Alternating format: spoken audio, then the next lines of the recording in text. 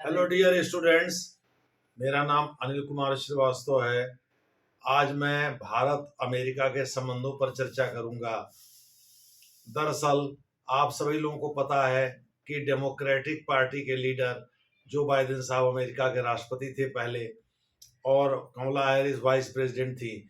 ये लोग यूएसएड अमेरिकी जो विदेशी फंड होता है सहायता, उसके माध्यम से विभिन्न देशों में चुनाव के नाम पर लोगों को वहाँ जो सत्तारूढ़ दल है उनको डिस्टेबलाइज करना, स्थिर करने की कोशिश किया करते थे। यह बात डोनाल्ड ट्रंप ने कह दी है कि मोदी सरकार को भी अस्थिर करने के लिए 21 मिलियन यूएस डॉलर की यूसेड अलग की गई थी।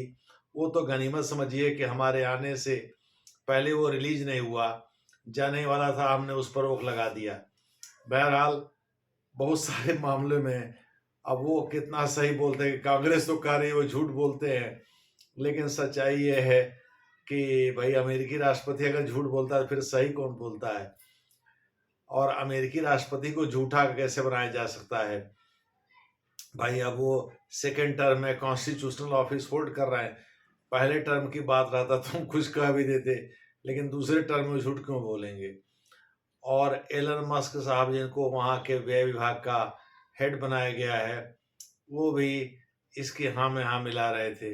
बहरहाल नरेंद्र मोदी सरकार को अस्थिर क्यों करना चाहते थे जो बाइडेन साहब, इसके इनके पहले जो राष्ट्रपति थे, वो इसलिए कि उनको लगता था कि भाई लगातार सत्ता में रहने के कारण नरेंद्र मोदी बहुत ताकतवर हो जाएंगे, वहाँ के लोगों के बीच लोकप्रिय हो जाएंगे, फिर उनको हटाना मुश्किल हो जाएगा।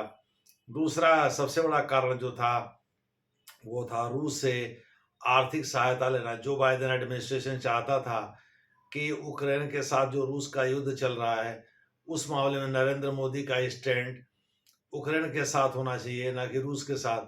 जबकि दूसरी तरफ नरेंद्र मोदी की सरकार रूस से कच्चे तेल खरीद रही थी, वो भी अंतर्राष्ट्रीय बाजार में प्रचलित कीमत से कम कीमत पर, और 70% के आसपास तेल खरीदने लगी थी रूस से। आप सभी लोगों को पता है रूस ने आज से लगभग 20 साल पहले आर्कटिक आर्कटिक सागर यानी जिसके किनारे यह बसा हुआ है, उसमें उसने विपुल भंडार पाया था तेल और गैस का। उसके बाद से ही रूस ने यूरोप को सप्लाई करना शुरू कर दिया था तेल और गैस की। खैर उसके उसके बारे में या उसके पाइपलाइन के बारे में हम चर्चा नहीं करेंगे।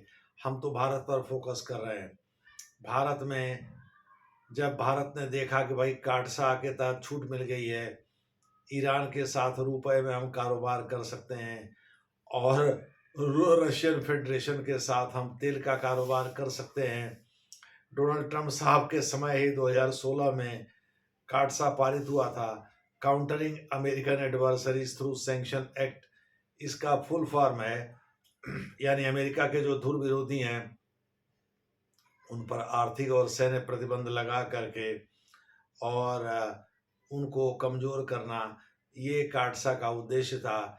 इसे अमेरिकी कांग्रेस ने पारित किया था। नरेंद्र मोदी की सरकार जो है इससे वाकिफ थी, लेकिन डोनाल्ड ट्रंप साहब ने नरेंद्र मोदी को इससे छूट दे दिया था। रूस से कारोबार कर रहे हैं और ईरान से कारोबार कर रहे हैं, यानी भारतीय करेंसी में अगर ईरान लेन देन करता है तो उस पर यह पाबंदी लागू नहीं होगी। और रूस के साथ भी पहले तो ये था भाई डॉलर में ही ये लेन देन रहे, लेकिन बाद में जो बाइडेन एडमिनिस्ट्रेशन ने यूक्रेन युद्ध के बाद डॉलर पर जब पाबंदी लगा दिया था तो रुपए और रूबल के बीच कारोबार होने लगा था। दूसरे शब्दों में नरेंद्र मोदी ने इसकी भी काट ढूंढ लिया। तो नरेंद्र मोदी का स्टैंड अपनी जगह सही था, वो सही काम कर रहे थे, वो अमेरिका के दबाव में नहीं आए। जबकि वोलोदिमीर ज़ेलेंस्की जो कि यूक्रेन के राष्ट्रपति हैं, आप सभी को पता है कि वो पहले कॉमेडियन थे, यानी लोगों को टीवी पर आकर हंसाया करते थे। लेकिन एक बार जब कोई व्यक्ति राष्ट्रपति या प्रधानमंत्री या कोई इस तरह के पद पर चुन लिया जाता है तो वो केवल अपने देश हित के बारे में सोचता है, इससे बिल्कुल मतलब नहीं उसके पहले वो क्या था। तो अब जो यूक्रेन के राष्ट्रपति हैं वोलोदिमीर ज़ेलेंस्की, वो भी नरेंद्र मोदी सरकार के ढुलमुल नीति की वजह से इसकी आलोचना करते रहे हैं जो बाइडेन के समय। और जो डोनाल्ड ट्रम्प साहब ने इनको हड़काया है कि भाई रूस के साथ शांति वार्ता करो, नहीं तो अमेरिका की तरफ से कोई भी सहायता नहीं मिलेगी, चाहे सैन्य हो चाहे कोई भी हो। और पैसे रुपए पर भी रोक लगा दिया है। 350 अरब 350 अरब अमेरिकी डॉलर के बराबर की सहायता अब तक यूक्रेन ले चुका है। डोनाल्ड ट्रम्प साहब का ना बहला फुसला कर जो बाइडेन को और व्लादिमीर ज़ेलेंस्की ने अमेरिकी सहायता तो ले लिया, लेकिन सच्चाई है कि भाई वो युद्ध जारी क्यों किए हुए हैं। रूस को भी उन्होंने हड़काया है और यूक्रेन को भी हड़काया है। खैर, रूस के विदेश मंत्री जो सर्जेई लावरोव साहब हैं, उन्होंने अमेरिका के विदेश मंत्री जो सेक्रेटरी ऑफ स्टेट कहे जाते हैं मार्को रूबियो, उनके साथ रियाद में यानी सऊदी अरब की राजधानी में बातचीत किया है। देखना है यह बातचीत कितनी कारगर होती है। दूसरे शब्दों में, सऊदी अरब की राजधानी रियाद में अमेरिका और रूस दोनों ने यूक्रेन में चल रहे युद्ध को समाप्त करने के संबंध में पहल किया है। देखना है यह पहल कहाँ तक कारगर होती है। बहरहाल, नरेंद्र मोदी का स्टैंड अपनी जगह एकदम सही है। अब यह बात साफ होने लगी है, क्योंकि अमेरिका में जैसे ही सत्ता परिवर्तन हुआ है, वैसे ही वहाँ के जो राष्ट्रपति हैं, यानी डोनाल्ड ट्रम्प साहब इस समय जो वहाँ के राष्ट्रपति हैं, उन्होंने नरेंद्र मोदी के स्टैंड की तारीफ किया है कि भाई वो उन्होंने ढुलमुल नीति नहीं अपनाई, जबकि यूक्रेन इस मामले में ढुलमुल नीति के भारत के लिए ऊपर दोषारोपण कर चुका है। और अमेरिका हालांकि एक तरफ तो चीन को पुचकार रहा है, चीन के साथ व्यापारिक संबंध बनाने की बात कर रहे हैं डोनाल्ड ट्रम्प साहब। दूसरी तरफ जो है वो क्वाड को मजबूत करने की बात, उसमें भी भारत की भूमिका की तारीफ किया है कि भाई क्वाड जो कि 4 देशों के बीच एक सुरक्षा वार्ता है प्रशांत महासागर में, जिसको लेकर के यानी प्रशांत और हिंद महासागर का भी कुछ एरिया है, आप कह सकते हैं मोटे तौर पर प्रशांत महासागर का है, जिसको लेकर चीन चिंतित भी है।